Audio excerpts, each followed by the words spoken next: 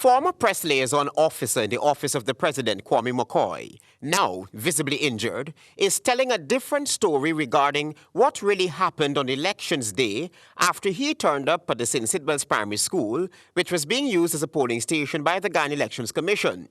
McCoy admitted that he was not assaulted at the school building by the mob, which was gathered outside the school.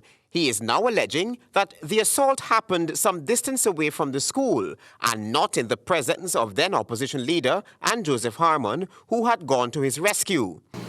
They put me in the back seat in the middle with two police to the two ends in the back seat, and they drove off.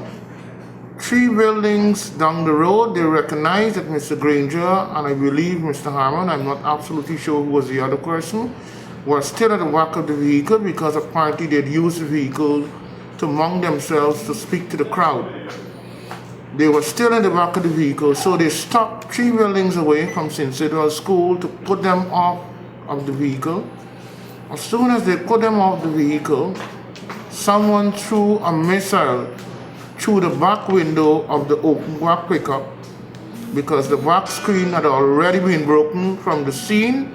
It had already been broken. They threw a missile and it catch me in the right side of my face while I was talking to the police officer to my right. But McCoy is seemingly not thankful to Mr. Granger, who went to his rescue. He claims that the situation worsened when David Granger arrived. The crowd kept growing, and I think where it became even more dangerous is when the leader of the opposition, and David Granger at that time, turned up with some of his people. There at the scene at St. Sidwell's, they came upstairs into the building. They had a conversation with Mr. Lowenfield, who had arrived there at that time by then, and other GCOM staff. They were told that I was there in legitimate business, carrying out legitimate work. Former President Barrow Jagdew is on record as saying that McCoy was beaten outside the school in the presence of the officers who had gone to the school. But video footage shows that both Jagdew and McCoy are untruthful. It was really unfortunate that these group of people gathered outside the St. Sidwell's School, among them which were leaders of the party, AP and UAFC.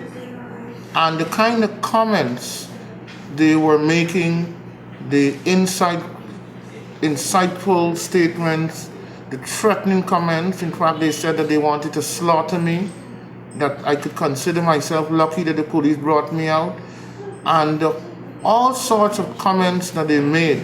McCoy said that an official report is with the police and he intends to press forward with the matter.